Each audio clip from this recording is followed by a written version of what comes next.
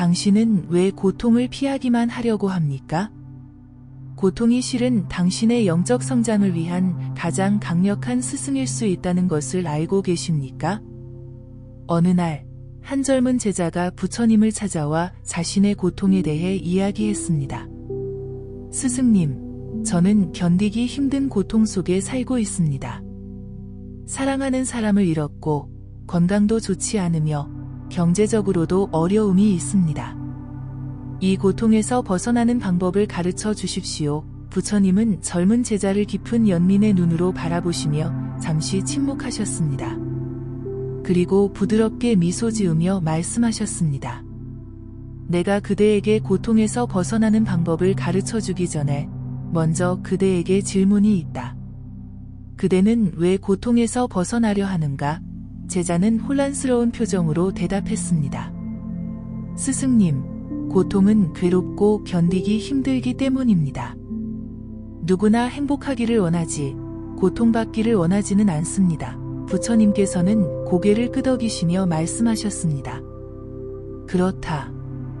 모든 생명체는 행복을 추구하고 고통을 피하려 한다. 그러나 고통을 피하려는 그 노력이 오히려 더 큰 고통을 가져온다는 것을 그대는 알고 있는가? 제자는 깊이 생각하며 대답했습니다. 스승님, 저는 그것을 이해하지 못합니다. 어떻게 고통을 피하려는 것이 더 큰 고통을 가져올 수 있습니까? 부처님께서는 제자 앞에 놓인 찻잔을 가리키며 말씀하셨습니다. 이 찻잔을 보아라. 그대가 이 잔을 쥐고 있다고 상상해보라. 그대가 이 잔을 너무 세게 쥐면 어떻게 될까? 제자가 대답했습니다. 잔이 깨질 수 있습니다. 스승님, 부처님께서는 계속해서 말씀하셨습니다. 그렇다. 그리고 그대가 잔을 너무 느슨하게 잡으면 어떻게 될까? 제자는 잔을 떨어뜨릴 것입니다. 라고 대답했습니다. 부처님께서는 미소 지으시며 바로 그것이다. 고통도 이와 같다. 그대가 고통에 대해 너무 저항하거나 반대로 그것에 완전히 굴복한다면 그대는 더 큰 고통을 경험하게 될 것이다. 그러나 고통을 바르게 이해하고 그것과 적절한 관계를 맺는다면 그것은 그대의 마음을 단단하게 하고 깊은 지혜를 가져다주는 스승이 될 것이다. 라고 말씀하셨습니다. 제자는 부처님의 말씀에 깊이 생각하며 물었습니다. 스승님, 어떻게 고통과 적절한 관계를 맺을 수 있을까요? 부처님께서는 자애로운 눈빛으로 대답하셨습니다. 첫째, 고통을 부정하지 말라. 고통은 삶의 일부이며 모든 존재가 경험하는 것이다. 그대가 고통을 부정하고 피하려 한다면 그것은 마치 그림자를 피하려고 달리는 것과 같다. 그대가 달리면 그림자도 그대와 함께 달린다. 둘째, 고통에 지나치게 동일시하지 말라. 그대는 고통을 경험하고 있지만 그대는 고통 그 자체가 아니다. 고통을 관찰자의 시선으로 바라보라. 나는 고통을 느끼고 있다라고 생각하지 말고 고통이 일어나고 있다라고 바라보라. 이렇게 함으로써 그대는 고통에 압도되지 않고 그것을 지혜롭게 관찰할 수 있게 된다. 제자는 고개를 끄덕이며 말했습니다. 스승님, 그것은 이해할 수 있습니다. 하지만 실제로 고통 속에 있을 때는 그렇게 관찰하기가 매우 어렵습니다. 부처님께서는 부드럽게 웃으시며 그렇다. 처음에는 어렵다. 그러나 모든 기술이 그러하듯 연습을 통해 향상된다. 매일 조금씩 연습하라. 작은 불편함이나 고통부터 시작하여 점차 더 큰 고통까지 이러한 방식으로 관찰하는 연습을 하라. 시간이 지남에 따라 그대는 가장 큰 고통조차도 지혜롭게 바라볼 수 있는 힘을 기를 것이다. 라고 말씀하셨습니다. 제자는 진지하게 물었습니다. 스승님, 이렇게 고통을 관찰하는 것이 어떻게 제 마음을 단단하게 만들 수 있을까요? 부처님께서는 근처에 있던 바위를 가리키며 말씀하셨습니다. 이 바위를 보아라. 이 바위가 단단해진 것은 어떻게 해서일까? 수만 년 동안 비와 바람, 더위와 추위를 견뎌왔기 때문이다. 그대의 마음도 마찬가지다. 고통을 피하지 않고 그것을 지혜롭게 경험할 때 그대의 마음은 이 바위처럼 단단해진다. 그러나 여기서 단단함이란 완고함이나 냉담함을 의미하는 것이 아니다. 오히려 유연하고도 흔들리지 않는 강인함을 의미한다. 마치 높은 산이 폭풍 속에서도 흔들리지 않는 것처럼 그대의 마음도 삶의 폭풍 속에서 고요한 평화를 유지할 수 있게 된다. 제자의 눈에 이해의 빛이 깃들기 시작했습니다. 부처님께서는 계속해서 말씀하셨습니다. 고통은 그대에게 소중한 가르침을 준다. 무상함의 진리, 즉 모든 것은 변하고 사라진다는 것을 가르친다. 고통은 그대에게 자비와 연민을 가르친다. 그대가 고통을 경험할 때 그대는 다른 존재들의 고통도 더 깊이 이해하게 된다. 고통은 그대에게 진정으로 가치 있는 것이 무엇인지를 가르친다. 그대가 고통 속에 있을 때 그대는 삶의 참된 우선순위를 더 분명히 보게 된다. 제자는 깊이 감동하여 말했습니다. 스승님, 저는 항상 고통을 적으로 여겼습니다. 하지만 이제 고통이 실은 저의 스승일 수 있다는 것을 이해하기 시작했습니다. 부처님께서는 미소 지으시며 그렇다. 고통은 그대의 적이 아니라 그대의 스승이다. 그리고 그대가 고통을 스승으로 받아들일 때 그것은 내가 그대의 마음을 단단하게 하고 있다는 증거이다. 라고 말씀하셨습니다. 제자는 놀라움과 함께 물었습니다. 스승님, 어떻게 제가 고통을 받아들이는 것이 부처님께서 저의 마음을 단단하게 하고 계신다는 증거가 될 수 있습니까? 부처님께서는 자비로운 눈빛으로 대답하셨습니다. 나는 외부에 존재하는 것이 아니라 그대의 내면에 있다. 그대가 지혜롭게 살아갈 때 그대 안에 부처가 깨어나는 것이다. 고통을 지혜롭게 대하는 법을 배울 때 그것은 그대 안에 부처가 활동하고 있다는 표시이다. 그대가 고통에서 도망치지 않고 그것을 통해 성장할 때 그대는 부처의 길을 걷고 있는 것이다. 제자는 감격스러운 표정으로 말했습니다. 스승님, 그렇다면 고통은 사실 축복일 수도 있겠군요. 부처님께서는 고개를 끄덕이시며 그렇다. 지혜롭게 바라본다면 고통은 축복이 된다. 그대의 가장 큰 고통이 그대의 가장 큰 스승이 될 수 있다. 그러나 이것은 고통을 찾아다니라는 의미가 아니다. 고통은 자연스럽게 찾아온다. 그것이 찾아왔을 때 그것을 지혜롭게 대하는 법을 배우라는 의미이다. 라고 말씀하셨습니다. 제자는 자신의 고통에 대해 생각하며 물었습니다. 스승님, 제 고통을 어떻게 지혜롭게 바라볼 수 있을까요? 구체적인 방법을 알려주실 수 있을까요? 부처님께서는 자비롭게 대답하셨습니다. 그대의 고통을 세 가지 방식으로 바라보라. 첫째, 고통의 본질을 관찰하라. 그것이 어디에서 오는지, 어떻게 변화하는지, 그것이 그대에게 어떤 영향을 미치는지 알아차리라. 마치 과학자가 현미경으로 표본을 관찰하듯이 그대의 고통을 객관적으로 관찰하라. 둘째, 고통의 무상함을 관찰하라. 어떤 고통도 영원하지 않다. 그것은 일어나고 변화하고 사라진다.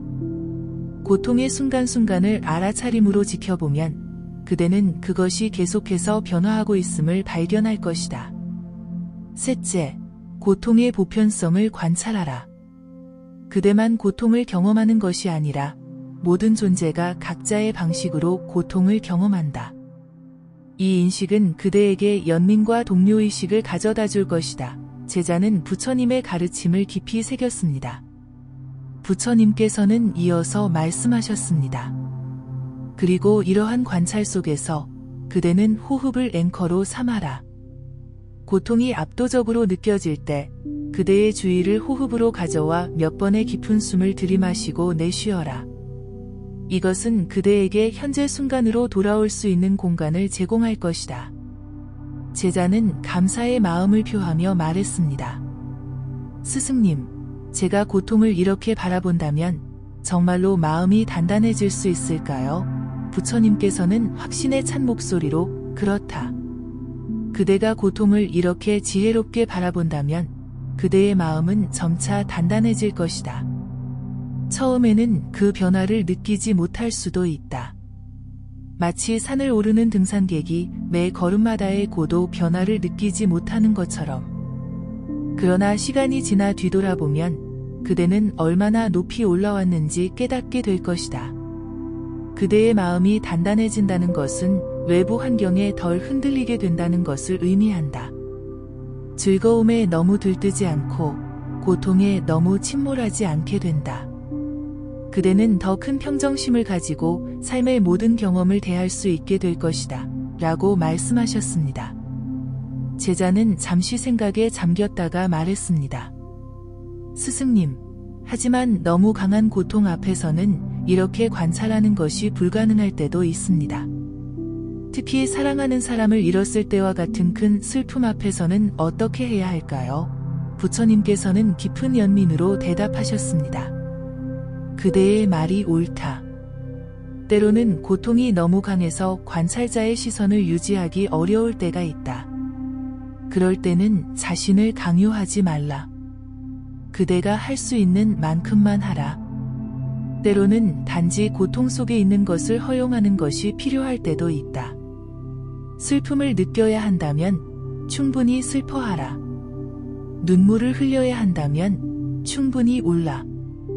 그러나 그 와중에도 가능할 때마다 작은 알아차림의 순간을 가져보라. 그것이 한 번의 깊은 숨이라도 좋다. 점차 그 순간들이 늘어날 것이다. 제자는 깊이 숨을 들이마시고 내쉬며 물었습니다.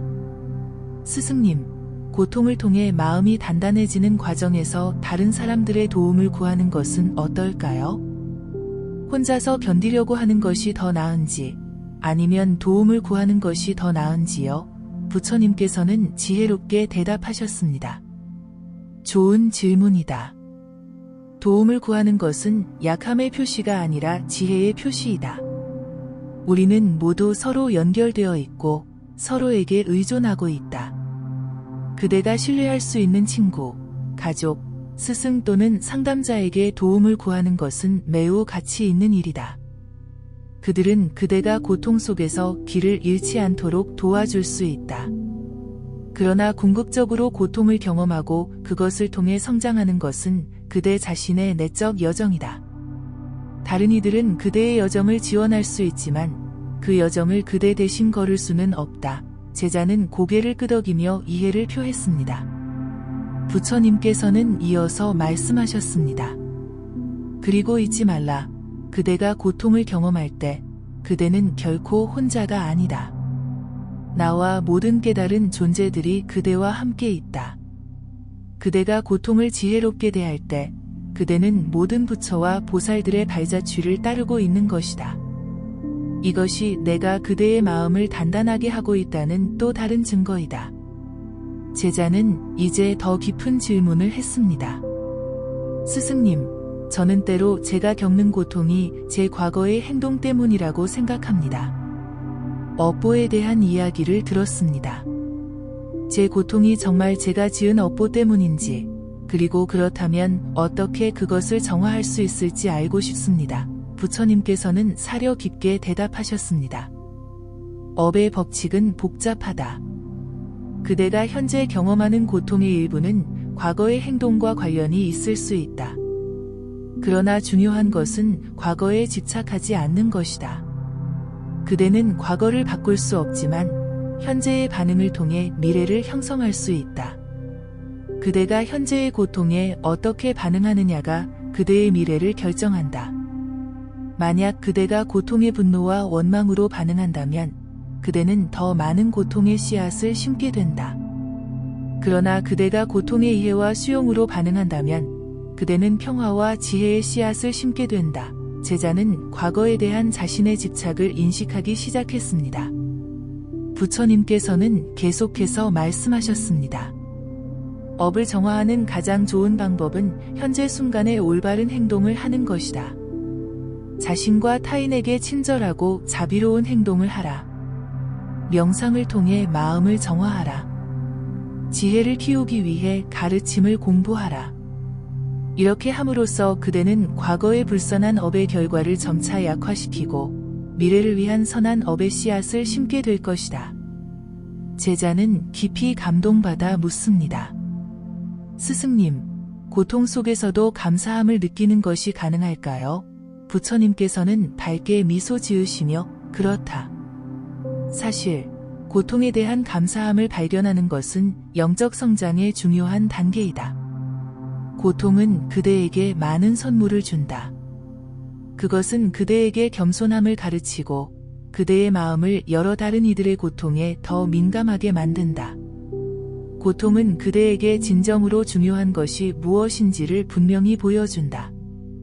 고통은 그대를 더 강하고 더 지혜롭고 더 자비롭게 만든다. 이러한 선물들에 대해 감사할 수 있을 때 그대의 고통은 변화하기 시작한다 라고 말씀하셨습니다. 제자는 자신의 고통을 새로운 시각으로 바라보기 시작했습니다. 부처님께서는 이어서 그리고 기억하라. 감사함은 연습할 수 있다. 매일 밤 그대가 경험한 고통을 통해 무엇을 배웠는지, 그 고통이 어떻게 그대를 성장시켰는지 성찰해보라. 이렇게 함으로써 그대는 점차 고통에서도 의미와 목적을 발견하게 될 것이다. 라고 조언하셨습니다. 제자는 이제 실천적인 질문을 했습니다. 스승님, 일상생활에서 고통을 지혜롭게 대하는 법을 연습하기 위한 구체적인 방법이 있을까요? 부처님께서는 실용적으로 대답하셨습니다. 그대의 일상에서 작은 불편함과 고통을 알아차리는 연습을 하라. 교통체증에 갇혔을 때, 누군가의 비판을 받았을 때, 신체적 통증을 느낄 때와 같은 상황에서 시작할 수 있다. 그러한 순간에 멈추어 3번 깊게 숨을 들이마시고 내쉬어라. 그리고 그 경험을 관찰하라. 지금 무슨 일이 일어나고 있는가? 내 몸은 어떻게 반응하는가? 내 마음은 어떤 생각을 하는가? 이러한 작은 연습들이 모여 큰 고통이 찾아왔을 때 그것을 지혜롭게 대할 수 있는 힘을 기르게 된다. 제자는 이 조언을 실천하기로 마음먹었습니다. 부처님께서는 계속해서 말씀하셨습니다. 그리고 매일 명상 시간을 가져라. 명상은 그대의 마음을 훈련시키는 가장 효과적인 방법이다. 명상을 통해 그대는 자신의 생각과 감정을 관찰하는 능력을 키우게 된다. 이 능력은 고통이 찾아왔을 때 그것에 압도되지 않고 지혜롭게 대처할 수 있게 해줄 것이다. 제자는 깊은 성찰 후에 물었습니다. 스승님, 고통을 통해 마음이 단단해지는 과정에서 인내심은 어떤 역할을 합니까? 부처님께서는 지혜롭게 대답하셨습니다. 인내심은 매우 중요하다. 마음이 단단해지는 것은 하룻밤 사이에 일어나지 않는다. 그것은 시간이 필요한 과정이다. 그대는 자주 넘어지고 다시 일어나고 또 넘어지고 또 일어나는 과정을 겪게 될 것이다. 때로는 그대가 충분히 성장하지 않았다고 느낄 수도 있고 때로는 오히려 퇴보하고 있다고 느낄 수도 있다. 그럴 때 인내심이 필요하다. 그대 자신에게 친절하고 인내하라. 영적 성장은 직선적이지 않고 나선형으로 진행된다. 때로는 같은 교훈을 여러 번 배워야 할 수도 있다. 그러나 매번 그대는 조금 더 깊이, 조금 더 완전하게 그 교훈을 이해하게 된다. 제자는 이 가르침에 큰 위로를 받았습니다. 부처님께서는 이어서 말씀하셨습니다. 그리고 기억하라. 인내심은 단지 기다리는 것이 아니라 적극적인 덕목이다. 그것은 현재 순간에 충실히 머물면서 동시에 장기적인 과정을 신뢰하는 것이다. 마치 농부가 씨앗을 심고 매일 돌보면서도 자연의 시간표를 존중하며 수확을 기다리는 것과 같다. 제자는 이제 더 깊은 의문을 표현했습니다. 스승님, 때로는 제 고통이 너무 커서 그것에 의미가 있다고 생각하기 어렵습니다. 어떤 고통은 단지 무의미하게만 느껴집니다. 예를 들어, 어린아이가 심각한 질병으로 고통받는 것과 같은 상황에서 어떻게 의미를 찾을 수 있을까요?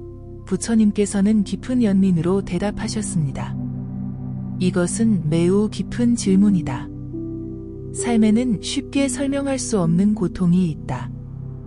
모든 고통에 즉각적으로 의미를 부여하려 하지 말라. 때로는 의미를 찾기 전에 단지 고통을 있는 그대로 경험하고 인정하는 것이 필요하다. 어린아이의 질병과 같은 심오한 고통 앞에서는 우리의 지적 이해가 한계에 도달한다. 그럴 때는 왜라는 질문보다 어떻게라는 질문이 더 도움이 될 수 있다. 왜 이런 일이 일어났는가? 라고 묻는 대신 이 상황에서 어떻게 가장 자비롭고 지혜롭게 행동할 수 있을까? 라고 물어보라. 의미는 때로는 그대의 반응과 행동을 통해 창조되는 것이다. 제자는 깊이 생각하며 고개를 끄덕였습니다. 부처님께서는 계속해서 말씀하셨습니다. 그리고 어떤 고통에 대해서는 그 의미가 즉시 드러나지 않을 수 있다. 때로는 시간이 흐른 후에야 그 경험의 의미를 이해하게 될 수도 있다. 그리고 어떤 경우에는 그 의미가 이 생에서는 결코 완전히 이해되지 않을 수도 있다. 그것도 받아들이는 것이 지혜이다. 모든 것을 이해하려 하기보다는 이해하지 못하는 상태에서도 평화를 찾는 법을 배우라. 제자는 깊은 숨을 들이마시고 말했습니다. 스승님, 저는 이제 고통이 제 마음을 단단하게 하는 중요한 도구가 될 수 있다는 것을 이해하기 시작했습니다. 하지만 여전히 궁금합니다. 어떻게 제가 이 과정에서 부처님의 도움을 받고 있다고 확신할 수 있을까요? 부처님께서는 자애롭게 미소 지으시며 대답하셨습니다. 좋은 질문이다. 내가 그대를 돕고 있다는 증거는 그대의 성장과 변화 속에 있다. 그대가 이전에는 견디기 힘들었던 고통을 이제는 더 큰 평정심으로 대할 수 있게 되었다면 그것은 내가 그대와 함께하고 있다는 증거이다. 그대가 고통 속에서도 타인에 대한 자비심을 잃지 않는다면 그것은 내가 그대의 마음을 단단하게 하고 있다는 증거이다. 그대가 점차 외부 환경에 덜 흔들리고 내면의 평화를 유지할 수 있게 된다면 그것은 내가 그대와 함께 걷고 있다는 증거이다. 제자의 눈에 깨달음의 빛이 점점 더 밝게 빛나기 시작했습니다. 부처님께서는 이어서 말씀하셨습니다. 나는 그대 외부에 있지 않다. 나는 그대의 내면에 있다. 그대가 지혜, 자비, 평화의 자질을 발현할 때 그것은 그대 안의 부처가 드러나는 것이다. 고통을 통한 성장은 그대 안의 부처가 깨어나고 있다는 가장 확실한 증거이다. 제자는 이제 자신의 개인적인 고통에 대해 더 구체적으로 물었습니다. 스승님, 저는 최근에 사랑하는 사람을 잃었습니다. 이 상실의 고통이 너무 커서 때로는 숨쉬기도 어렵습니다. 이러한 상실감을 어떻게 다루어야 할까요? 부처님께서는 깊은 연민으로 대답하셨습니다. 사랑하는 이의 상실은 가장 큰 고통 중 하나이다. 그대의 슬픔을 충분히 인정하고 경험하라. 슬픔을 피하려 하지 말라. 그것은 그대의 사랑의 깊이를 보여주는 자연스러운 반응이다. 울어야 한다면 울고, 추모해야 한다면 추모하라. 그러나 동시에 그대는 점차 그 사랑하는 이의 기억을 슬픔에서 감사함으로 전환시킬 수 있다. 그들과 함께한 시간에 대해 감사하고 그들이 그대의 삶에 남긴 선물에 대해 감사하라. 그들은 육체적으로는 그대 곁을 떠났지만 그들의 사랑과 지혜는 여전히 그대와 함께 있다. 제자는 눈물을 흘리며 고개를 끄덕였습니다. 부처님께서는 손을 내밀어 제자의 어깨를 부드럽게 만지시며 말씀을 이으셨습니다. 그리고 기억하라. 상실감은 시간이 지남에 따라 변화한다. 그것이 완전히 사라지지는 않을 수 있지만 그 성격이 변한다. 처음에는 날카롭고 압도적인 고통일 수 있지만 점차 부드럽고 달콤 쓸쓸한 추억으로 변할 수 있다. 이 과정을 서두르지 말고 자신에게 필요한 시간을 허락하라. 제자는 감사의 마음으로 말했습니다. 스승님, 당신의 가르침이 저에게 큰 위안이 됩니다. 하지만 때로는 제가 혼자라고 느껴질 때가 있습니다. 특히 깊은 고통 속에 있을 때 어떻게 부처님의 존재를 더 가깝게 느낄 수 있을까요? 부처님께서는 자비롭게 미소 지으시며 대답하셨습니다. 그대는 결코 혼자가 아니다. 나는 항상 그대와 함께 있다. 그대가 나를 더 가깝게 느끼고 싶다면 먼저 고요한 시간을 가져라. 명상을 통해 마음을 고요히 하고 그 고요함 속에서 나의 존재를 느껴보라. 또한 자비로운 행동을 통해 나와 연결될 수 있다. 타인을 도울 때 그대는 나의 손이 되고 나의 마음이 된다. 그리고 자연 속에서도 나를 찾아보라. 맑은 하늘, 고요한 호수, 웅장한 산과 같은 자연의 아름다움 속에 나의 지혜가 반영되어 있다. 제자는 이 조언을 깊이 새겼습니다. 부처님께서는 계속해서 말씀하셨습니다. 그리고 무엇보다도 그대 자신의 내면에서 나를 찾아라.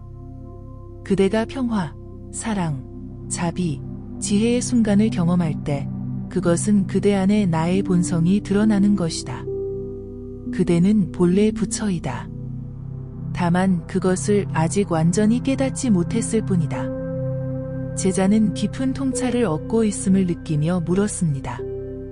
스승님, 이렇게 고통을 통해 성장하는 과정에서 저는 때로 전에 해결했다고 생각했던 문제들이 다시 나타나는 것을 경험합니다. 이것은 제가 실패하고 있다는 의미인가요? 부처님께서는 이해심 있게 대답하셨습니다. 전혀 그렇지 않다. 그것은 오히려 그대가 더 깊은 수준에서 그 문제를 다루고 있다는 증거이다. 영적 성장은 나선형으로 진행된다고 했던 것을 기억하라. 그대는 같은 지점으로 돌아오는 것처럼 느낄 수 있지만 실제로는 그 문제를 더 깊은 수준에서 만나고 있는 것이다. 이것은 진보의 표시이다. 실패의 표시가 아니다. 매번 그대는 그 문제에 대해 조금 더 이해하고 조금 더 지혜롭게 대응하게 된다. 그러니 낙담하지 말라. 계속해서 인내심을 가지고 그 과정을 신뢰하라. 제자는 안도의 숨을 내쉬었습니다. 부처님께서는 이어서 그리고 언제나 자신에게 친절하라.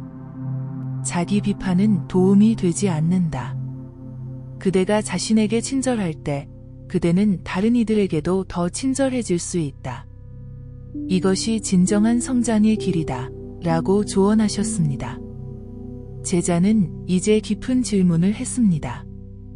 스승님, 고통을 통해 마음을 단단하게 하는 과정에서 다른 사람들의 고통에 대해서는 어떻게 반응해야 할까요? 때로는 너무 압도되어 아무것도 할 수 없다고 느낄 때가 있습니다. 부처님께서는 지혜롭게 대답하셨습니다. 다른 이들의 고통에 대한 민감성은 그대의 마음이 열려 있다는 증거이다. 이것은 귀중한 자질이다. 그러나 그대가 말했듯이 때로는 이 민감성이 그대를 압도할 수 있다. 여기서 균형이 필요하다. 첫째, 그대 자신을 돌보는 것이 중요하다. 그대가 소진되면 아무도 도울 수 없다. 정기적으로 자신을 충전하는 시간을 가져라. 둘째, 모든 이의 고통을 혼자서 해결할 수는 없다는 것을 인정하라. 그대가 할 수 있는 일에 집중하라. 작은 행동이라도 큰 차이를 만들 수 있다.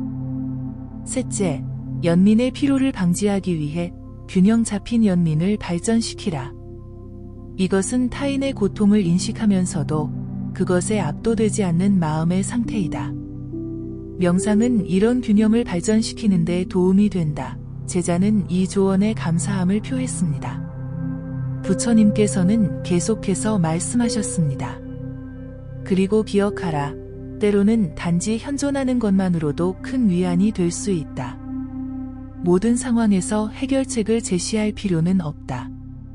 때로는 그저 경청하고 공감하고 함께 있어주는 것이 가장 큰 선물이 될 수 있다. 제자는 이제 자신의 영적 여정에 대해 더 넓은 관점에서 물었습니다. 스승님, 이 모든 고통과 성장의 과정의 궁극적인 목적은 무엇인가요? 우리는 결국 어디로 가고 있는 것인가요? 부처님께서는 깊은 통찰로 대답하셨습니다. 궁극적인 목적은 완전한 해탈, 완전한 깨달음이다. 그것은 모든 고통에서 자유로워지는 니르바나의 상태이다. 이 상태에서 그대는 더 이상 무지와 갈망, 분노에 의해 지배되지 않는다. 그대는 모든 존재와의 근본적인 연결성을 직접적으로 경험하고 무조건적인 사랑과 자비를 발산한다. 그대는 영원한 평화와 기쁨을 경험한다. 이것이 모든 부처와 보살들이 도달한 상태이며 모든 중생들이 궁극적으로 도달할 수 있는 상태이다. 그대가 고통을 통해 마음을 단단히 하고 지혜와 자비를 발전시킬 때 그대는 이 궁극적인 목적지를 향해 한 걸음씩 나아가고 있는 것이다. 제자는 경외감을 느끼며 그 가능성을 생각했습니다. 부처님께서는 이어서 말씀하셨습니다. 그러나 여정 자체도 목적지만큼 중요하다는 것을 기억하라. 매 순간 그대는 깨어있음, 자비, 지혜를 연습할 기회를 가진다. 이 순간에 충실히 있으라. 미래의 깨달음만을 바라보며 현재를 놓치지 말라. 니르바나는 다른 곳에 있지 않다. 그것은 그대가 충분히 깨어있을 때 바로 이 순간에 발견된다. 제자는 깊이 감동하여 물었습니다. 스승님, 저는 종종 제 고통이 너무 개인적이고 유일무이하게 느껴집니다. 마치 아무도 이해할 수 없는 것처럼요. 이런 느낌은 정상인가요? 부처님께서는 따뜻하게 미소 지으시며 대답하셨습니다. 그대의 느낌은 완전히 정상이다. 각 개인의 경험은 참으로 고유하며 그대의 고통은 그대만의 특별한 방식으로 경험된다.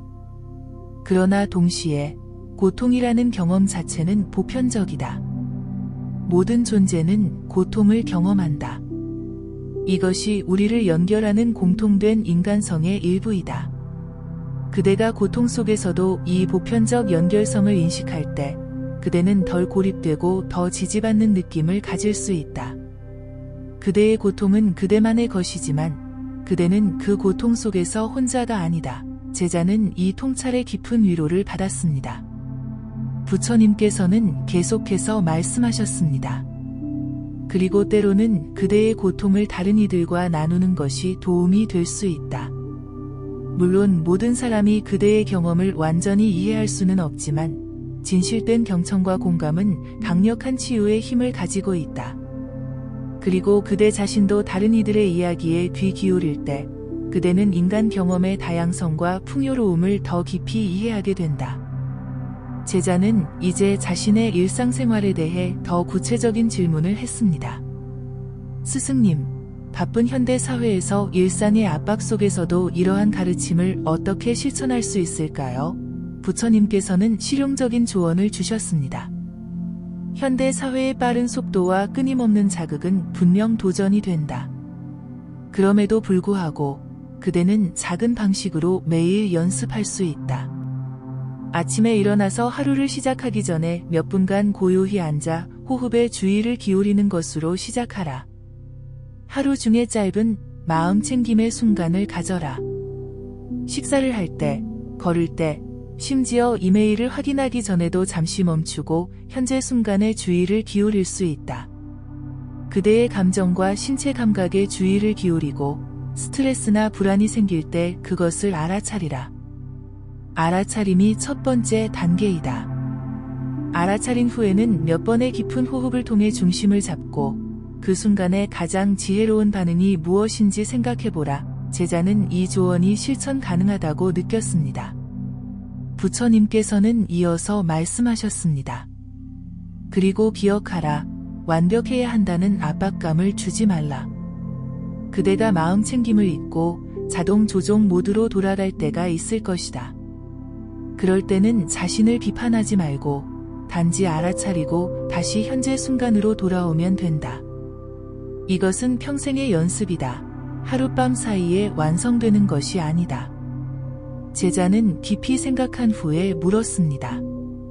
스승님, 우리가 이야기한 모든 것 중에서 고통을 통해 마음을 단단하게 하는 과정에서 가장 중요한 한 가지는 무엇일까요? 부처님께서는 잠시 침묵하시다가 천천히 대답하셨습니다. 가장 중요한 것은 자비이다. 자신에 대한 자비와 모든 존재에 대한 자비이다. 자비 없이는 고통이 단지 더 많은 고통을 낳을 뿐이다. 자비가 있을 때 고통은 변화하고 치유가 일어난다. 그대가 자신의 고통 속에서도 자신을 판단하지 않고 받아들일 수 있을 때 진정한 변화가 시작된다. 그리고 그대가 자신의 고통을 통해 다른 이들의 고통을 더 깊이 이해하게 될 때 그대의 마음은 더욱 넓어지고 깊어진다. 자비는 이 여정의 시작이자 끝이다. 그것은 그대가 걷는 길이자 그대가 도달하는 목적지이다. 제자는 깊은 감동을 받아 고개를 숙였습니다. 부처님께서는 자비롭게 미소 지으시며 제자의 머리에 손을 얹으시고 말씀하셨습니다. 그대는 이미 그 길을 걷고 있다. 그대가 고통 속에서도 의미를 찾고 성장하려 노력하고 지혜를 구하는 그 자체가 내가 그대와 함께 하고 있다는 증거이다. 계속해서 용기를 가지고 나아가라. 그리고 기억하라. 나는 항상 그대와 함께 있다. 제자는 마지막 질문을 했습니다. 스승님, 제가 이 가르침을 다른 사람들과 어떻게 나눌 수 있을까요? 특히 고통 속에 있는 사람들에게요. 부처님께서는 지혜롭게 대답하셨습니다. 가장 좋은 가르침은 말이 아니라 삶으로 보여주는 것이다. 그대가 자신의 고통을 지혜롭게 다루고 그것을 통해 성장하고 더 자비롭고 지혜로운 사람이 될 때 그것이 가장 강력한 가르침이 된다. 다른 이들이 그대의 변화를 보고 그들도 변화할 수 있다는 희망과 영감을 얻을 것이다. 물론 그들이 준비되고 열린 마음을 가지고 있을 때는 직접적인 조언과 지침도 도움이 될 수 있다. 그러나 가장 먼저 그저 그들의 이야기를 들어주라.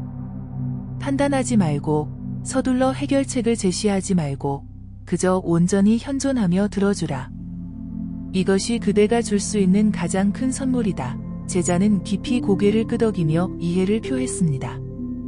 부처님께서는 마지막으로 말씀하셨습니다. 그리고 기억하라. 모든 존재는 자신의 여정을 가지고 있다. 그대는 도울 수 있지만 그들 대신 길을 걸을 수는 없다. 그들이 스스로 배우고 성장할 수 있는 공간을 존중하라. 때로는 고통을 통해 성장하는 것이 필요하며 그들의 여정을 믿고 지지하는 것이 가장 큰 자비의 행동일 수 있다. 제자는 긴 대화를 통해 많은 깨달음을 얻었습니다. 그는 이제 고통을 새로운 시각으로 바라볼 수 있게 되었고 자신의 고통이 실은 자신의 마음을 단단하게 하는 과정의 일부임을 이해하게 되었습니다. 무엇보다도 그는 이 과정에서 자신이 결코 혼자가 아니며 부처님의 지혜와 자비가 항상 자신과 함께한다는 확신을 얻었습니다. 그는 고통 속에서도 평화를 찾을 수 있고 그 평화가 자신의 내면에서 나온다는 것을 깨달았습니다. 부처님께 깊은 감사의 마음을 표하며 제자는 이제 자신의 일상으로 돌아가 배운 것을 실천할 준비가 되었습니다. 그는 자신의 고통이 더 이상 두려운 적이 아니라 소중한 스승이 될 수 있다는 것을 알게 되었습니다. 그리고 그 고통을 통해 자신의 마음이 단단해질 때 그것이 바로 부처님이 자신을 돕고 있다는 가장 확실한 증거라는 것을 이해하게 되었습니다. 당신도 지금 고통 속에 있습니까? 그렇다면 그 고통을 도망치지 말고 지혜롭게 바라보십시오. 그것은 당신의 적이 아니라 당신의 스승입니다. 당신이 고통을 통해 성장하고 더 지혜롭고 더 자비롭고 더 강해질 때 그것은 부처님이 당신의 마음을 단단하게 하고 계신다는 증거입니다. 당신은 결코 혼자가 아닙니다. 부처님의 지혜와 자비가 항상 당신과 함께 있으며 당신 안의 부처가 점차 깨어나고 있습니다. 고통 속에서도 평화와 의미를 찾을 수 있다는 것을 기억하십시오.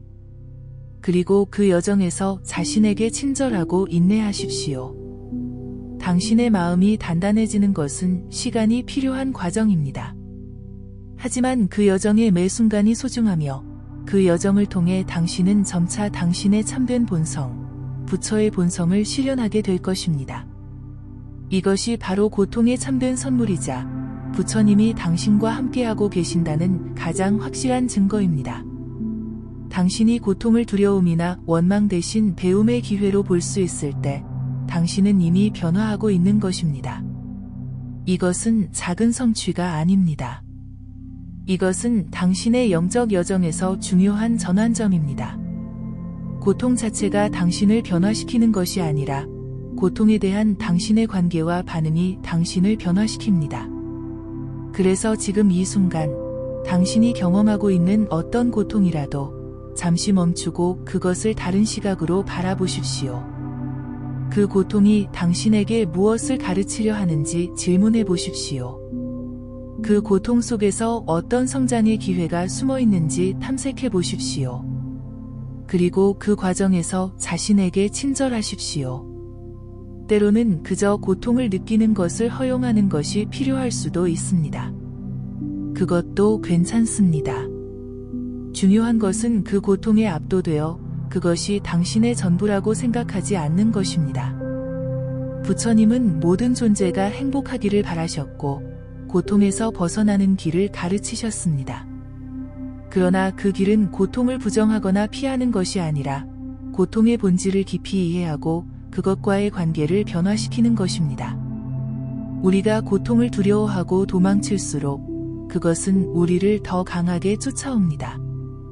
그러나 우리가 고통을 마주하고 받아들일 때 그것은 점차 그 힘을 잃기 시작합니다. 이것이 바로 부처님이 가르치신 중도의 지혜입니다. 고통에 빠져들거나 고통을 부정하는 양극단을 피하고 균형 잡힌 알아차림으로 고통을 경험하는 것입니다. 이 균형을 찾는 것이 쉽지 않습니다. 그것은 끊임없는 연습과 인내가 필요합니다. 그러나 당신이 이 연습을 계속할 때 점차 당신은 더 큰 내적 자유와 평화를 경험하게 될 것입니다. 이것이 바로 부처님이 당신의 마음을 단단하게 하고 계심을 보여주는 증거입니다. 고통 속에서도 감사함을 찾을 수 있습니까? 이것이 영적 성숙의 중요한 지표입니다. 당신이 경험한 고통이 당신에게 가져다 준 선물을 볼 수 있습니까? 그것이 당신에게 가르쳐준 교훈, 그것이 당신 안에 발전시킨 힘과 지혜를 인식할 수 있습니까? 이것은 쉬운 일이 아닙니다. 특히 고통이 아직 생생할 때는 더욱 그렇습니다. 그러나 시간이 지남에 따라 당신이 성장의 관점에서 과거를 돌아볼 수 있게 될 때 당신은 그 고통의 경험이 당신을 어떻게 변화시켰는지 보게 될 것입니다. 당신은 그것이 어떻게 당신을 더 강하고 더 지혜롭고 더 자비롭게 만들었는지 이해하게 될 것입니다. 그리고 그때 당신은 진정한 감사함을 느낄 수 있을 것입니다. 그것은 고통 자체에 대한 감사함이 아니라 그 고통을 통해 당신이 배우고 성장할 수 있었던 기회에 대한 감사함입니다. 그리고 그 감사함이 바로 부처님이 당신과 함께하고 계심을 보여주는 또 다른 증거입니다. 당신의 고통은 단지 개인적인 경험이 아닙니다. 그것은 당신을 모든 존재와 연결시키는 보편적인 경험의 일부입니다. 모든 존재는 각자의 방식으로 고통을 경험합니다. 이 인식은 당신에게 깊은 연결감과 연민을 가져다 줄 수 있습니다. 당신이 고통을 경험할 때 당신은 그 순간 수많은 다른 존재들과 함께 고통을 경험하고 있는 것입니다. 이러한 인식은 당신의 고통을 경감시키지 않을 수도 있지만 그것에 새로운 맥락과 의미를 부여할 수 있습니다. 당신은 더 이상 고통 속에서 고립되어 있지 않습니다. 당신은 인간 경험의 깊고 넓은 강의 일부입니다. 이 연결감을 느낄 수 있을 때 당신은 당신의 고통을 새로운 시각으로 바라볼 수 있게 됩니다. 그리고 이 새로운 시각이 바로 부처님이 당신의 마음을 열고 계심을 보여주는 증거입니다. 당신은 지금 어떤 고통을 경험하고 있든 그것이 당신을 정의하지 않는다는 것을 기억하십시오. 당신은 고통 그 이상입니다. 당신은 그 고통을 경험하고 있는 의식입니다. 그리고 그 의식은 광활하고 무한합니다. 그것은 모든 경험을 담을 수 있는 용량을 가지고 있습니다. 고통도, 기쁨도, 두려움도, 사랑도 모두 그 의식 안에서 일어나고 사라집니다. 이 더 넓은 관점에서 고통을 바라볼 수 있을 때, 당신은 그것에 덜 압도되고 더 자유로워질 수 있습니다. 이것이 명상의 핵심적인 통찰 중 하나입니다. 당신은 당신의 경험을 관찰하는 의식이며 그 경험에 의해 정의되지 않습니다. 이 통찰을 깊이 이해할 때 당신은 고통을 새로운 방식으로 경험하게 됩니다. 그리고 이 새로운 경험 방식이 바로 부처님이 당신의 마음을 자유롭게 하고 계심을 보여주는 증거입니다. 고통의 순간에 우리는 종종 왜 하필 나에게? 라고 묻습니다. 이것은 자연스러운 질문입니다. 그러나 이 질문은 종종 우리를 더 깊은 고통과 혼란으로 이끌 수 있습니다. 더 도움이 되는 질문은 이 경험에서 내가 무엇을 배울 수 있는가? 입니다. 이 질문은 우리의 초점을 피해자 의식에서 성장과 배움의 가능성으로 전환시킵니다. 그것은 우리에게 능동적인 참여자가 될 수 있는 힘을 돌려줍니다. 물론 모든 고통에서 즉시 교훈을 찾을 수 있는 것은 아닙니다. 때로는 단지 고통을 경험하고 그것이 자연스럽게 변화하도록 허용하는 것이 필요할 때도 있습니다. 그러나 시간이 지남에 따라 우리는 점차 우리의 경험에서 의미와 목적을 발견할 수 있습니다. 그리고 그 의미와 목적이 바로 부처님이 우리의 삶의 깊은 통찰을 가져다주고 계심을 보여주는 증거입니다. 고통은 우리의 영적 실천을 깊게 하는 강력한 촉매제가 될 수 있습니다. 종종 우리는 모든 것이 순조롭게 진행될 때는 영적 실천을 소홀히 하기 쉽습니다. 그러나 고통이 찾아올 때 우리는 더 깊은 의미와 지혜를 갈구하게 됩니다. 이것이 많은 사람들이 인생의 가장 어려운 시기에 영적 경로를 찾게 되는 이유입니다. 고통은 우리를 표면적인 관심사에서 벗어나 삶의 더 깊은 질문들로 이끕니다. 나는 누구인가? 이 삶의 목적은 무엇인가? 진정한 행복은 어디에서 오는가? 이러한 질문들은 영적 탐구의 핵심이며 종종 고통이 우리로 하여금 이러한 질문들을 진지하게 묻게 합니다. 따라서 고통은 역설적으로 우리의 영적 성장을 위한 선물이 될 수 있습니다. 그리고 그 선물이 바로 부처님이 우리를 더 깊은 진리로 인도하고 계심을 보여주는 증거입니다. 우리가 고통을 지혜롭게 대할 때 우리는 다른 사람들에게도 영감을 줄 수 있습니다. 우리가 어려움 속에서도 평정심을 유지하고 역경 속에서도 친절과 자비를 실천하며 상실 속에서도 감사함을 찾을 수 있을 때 우리는 다른 사람들에게 그것이 가능하다는 생생한 증거를 제공합니다. 이것은 말로 가르치는 것보다 훨씬 더 강력한 가르침입니다. 그것은 삶으로 가르치는 것입니다. 당신이 자신의 고통을 통해 성장하고 변화함으로써 당신은 다른 사람들이 또한 그렇게 할 수 있다는 희망과 영감의 등불이 됩니다. 이러한 방식으로 당신의 개인적인 여정은 보다 넓은 공동체의 여정의 일부가 됩니다. 당신의 성장은 다른 사람들의 성장에 기여합니다. 그리고 이 상호 연결성이 바로 부처님이 우리 모두를 통해 일하고 계심을 보여주는 증거입니다. 마지막으로 당신이 고통을 통해 마음을 단단하게 하는 과정에서 결코 혼자가 아니라는 것을 기억하십시오. 부처님의 지혜와 자비가 항상 당신과 함께하고 있습니다. 그들은 당신의 내면에 있으며 당신이 고통을 지혜롭게 대할 때마다 그들은 더욱 분명하게 드러납니다. 이것이 바로 부처님이 당신의 마음을 단단하게 하고 계신다는 가장 확실한 증거입니다. 당신이 고통 속에서도 평화를 찾을 수 있을 때 그것은 당신의 내면에 있는 부처의 본성이 드러나고 있다는 증거입니다. 당신이 고통을 통해 더 자비롭고 지혜로워질 때 그것은 당신 안의 부처가 깨어나고 있다는 증거입니다. 당신이 고통에서 도망치지 않고 그것을 통해 성장할 때 그것은 당신이 부처의 길을 걷고 있다는 증거입니다. 그러므로 용기를 잃지 마십시오. 당신의 여정은 신성하며 당신의 모든 걸음에 부처님이 함께하고 계십니다. 고통은 삶에 피할 수 없는 부분이지만 그것을 어떻게 경험하느냐는 우리에게 달려 있습니다. 부처님의 가르침은 우리에게 고통을 두려움의 대상이 아닌 성장의 기회로 바라볼 수 있는 지혜를 제공합니다. 우리가 고통을 피하려 하지 않고 그것을 있는 그대로 받아들이고 그것과 적절한 관계를 맺을 때 우리의 마음은 점차 단단해집니다. 이것은 완고함이 아니라 흔들리지 않는 내적 평화의 상태를 의미합니다.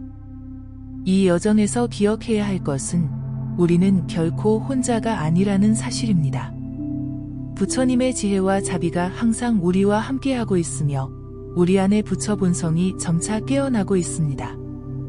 고통을 통한 성장은 쉽지 않은 과정이지만 그것은 가장 의미 있고 가치 있는 여정 중 하나입니다. 오늘 이 가르침을 통해 여러분이 자신의 고통을 새로운 시각으로 바라보고 그것을 통해 더 강하고 더 지혜롭고 더 자비로운 존재로 성장할 수 있기를 바랍니다.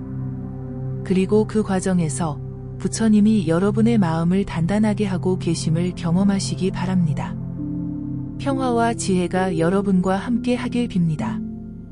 이 영상이 마음에 드셨다면 구독과 좋아요로 부처님께 공양하시고 소망하시는 일을 댓글로 남겨주세요.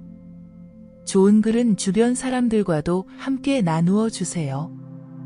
다음 영상에서 더 많은 부처님의 지혜를 나누겠습니다. 감사합니다.